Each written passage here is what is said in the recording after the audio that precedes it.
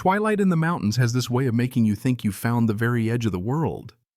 You know, out there with nothing but pines and that old golden hush settling in, you start to believe the land might actually remember who owned it. That's what I thought we'd bought, me and my wife Maya, when we signed for those 10 acres out past the Blackwood line. We weren't just paying for land. We were buying silence, dignity, and the right to close our eyes at night without hearing anything but owls in the wind. But let me tell you, peace in these hills is a fragile thing. All it takes is a single bad engine note to shatter it. That evening, I was just soaking up the last bit of sunlight on the porch feet, up mug in hand, feeling that kind of earned exhaustion that only comes from working your own land when I heard it. Not the familiar growl of neighbor Jack's beat-up Ford or the whine of a chainsaw in the distance. No, this was something different. Predatory, low, and all wrong for this place. I was on my feet before I even realized it. A black SUV, mad impersonal, the kind you only see in bad dreams and worse movies, came creeping up the gravel drive. Out here, you know every truck and every set of tires. This one wasn't ours, wasn't anyone's I'd ever met. My hand found the porch railing, knuckles tight. Down the road, I spotted Maya jogging back her run, as much a part of the land's rhythm as the morning mist. But just as she crossed the drive, that SUV lurched to a stop in front of her, swallowing her in its shadow. 3 men got out. Cheap sky blue polos, badges hanging from lanyards, trying way too hard to look official. It was all posture, all threat, but none of the substance. The lead guy, built like he'd never skipped a buffet, swaggered over and said, "Ma'am, this is private property. We'll need to see some ID." And then just like that, he unholstered his pistol. My heart was thudding out a death march every beat, another yard between me and my wife. Now let me back up a sec. See, my sister Eleanor Vance runs the neighboring Blackwood Estates HOA like it's her personal kingdom. She's the sort who thinks everything worth having should be hers, and everything out of place is a threat to her little suburban fiefdom. We moved here to get away from her world. Eleanor visited once perfume, fighting the smell of pine, and looked at our cabin like it was a pile of kindling. It's very rustic, she'd sniffed, but I hope you'll be considerate of the community's standards. That was a warning one I should have taken more seriously. But Maya, my wife, well, she's not so easily rattled. She spent years listening to power-hungry men explain themselves behind closed federal doors. She reads People Takes Them Apart without raising her voice. So when that guy pointed a gun at her, she didn't blink. She just sized him up like she was ticking off boxes in her head, waiting for him to make a mistake. And boy, did he ever. She closed the distance in a heartbeat, not running, just moving with this strange, dangerous grace. She locked his wrist, twisted, and there was a snap bone and pride gone in an instant. The gun hit the gravel, the guy dropped like a sack of cement. The other two barely had time to react. Maya swept one off his feet, palm struck the other square in the face, blood everywhere. 3 armed men down and out before I even made it halfway to her. Afterward, while I was shaking and fumbling with the phone, Maya was calm, almost clinical. "Zip ties are in the truck. Call the sheriff." It felt surreal watching these guys groaning on the ground, uniforms as fake as their authority, the driveway littered with the mess they brought. But the real insanity started 2 months earlier with the roar of a chainsaw at dawn.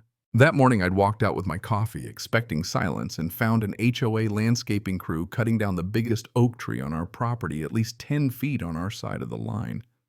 The foreman was a red-faced guy with a glare that said, "I don't get paid enough for this." He spat tobacco and grunted. "Got orders from Miss Vance at the HOA. Said it's blocking views for the new lots." I could feel my temper crack. "That's my tree," I said, "and you're on my land. Shut it down." He laughed in my face. Maya stepped in, calm, firm. "Good morning. I'm Dr. Vance. May I see your work order, county permit, and the survey you're using?" The foreman stammered, suddenly a lot less sure of himself. Maya pulled out her phone, recorded everything, recited ordinances like a judge reading out a sentence.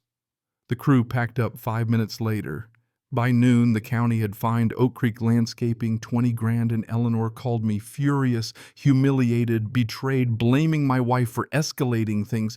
"You have no idea who you're dealing with," she hissed. And she was right. I didn't. Back in the present, Sheriff Brody rolled up lights, flashing deputies cuffing the would-be tough guys.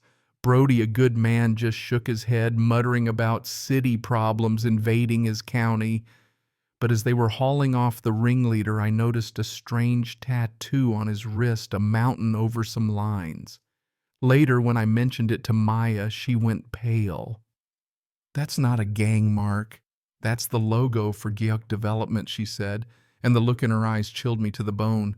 Turns out Giyuk is a private equity and development firm, DC money, politically connected, infamous for hostile acquisitions. They don't do HOAs. They buy politicians. And somehow our 10 acres had become their next target. Maya dug deeper, her old government life springing back like it had never left. Satellite laptops, forensics kits, the works. She set up a command post at our dining table. I felt useless until she told me to walk the land, look for new stakes, broken branches, anything strange. "I need your eyes," she said. "You know this place better than anyone." That's when I met old Mr. Henderson by the creek. He was a local, never talked much, but today he looked haunted. "Arthur Finch owned your place before he said. Giyuk wanted it bad. Tried to buy, tried to threaten. Arthur wouldn't sell." Henderson's voice dropped. "They said he died of a heart attack. But he was fit, sharp. Eleanor wanted his research, said there was something under the land, something big. Suddenly it all clicked. Back at the cabin, we tore the place apart until Maya found a hidden box in the wine cellar. Inside, Arthur's journal, maps, rock samples. The last entry, lithium cobalt, a fortune under the soil. The last visitor, Rizzo, the same thug Maya had taken down. We weren't just dealing with family feuds and HOA pettiness anymore. We were in the way of a corporate gold rush. Right then, Maya's laptop pinged. Someone tripped the new sensors. Lights flickered out. We grabbed the strongbox and retreated to the cellar, hearts hammering. "Barricade yourself," Maya ordered. "Do not open this door for anyone." I heard her above me, dragging furniture, loading weapons, preparing for war. A shadow slipped past the window, then another. Glass shattered in the kitchen. My world narrowed to the shotgun in my hands and the thin wooden door at my back. When a man came down the hall, pry bar raised, I fired. The world exploded in noise and pain. The next moment, Rizzo himself barreled in, fists flying. He knocked me down, went for the kill, but Maya tackled him, brutal, close, and desperate. She brought him down hard. 3 men neutralized. But the radio in Rizzo's ear crackled. Another team inbound. "Alpha, mop up and retrieve the asset." Maya pushed the strongbox into my hands, ordered me back into the cellar. "You're the last line of defense now," she said, fierce as I've ever seen her. I obeyed. Then sirens, rotor blades, the thud of boots, FBI megaphones, blaring agents everywhere. Maya's old contacts had come through. Sace Marcus Thorne, the agent in charge, nodded at the strongbox. "You just gave us what we needed, Doctor." They hauled away Eleanor Giyuk's hired guns, and by sunrise, our battered home was a federal crime scene. Eleanor, her power, her threats, all of it evaporated. She was indicted, her porcelain mask shattered in a mugshot.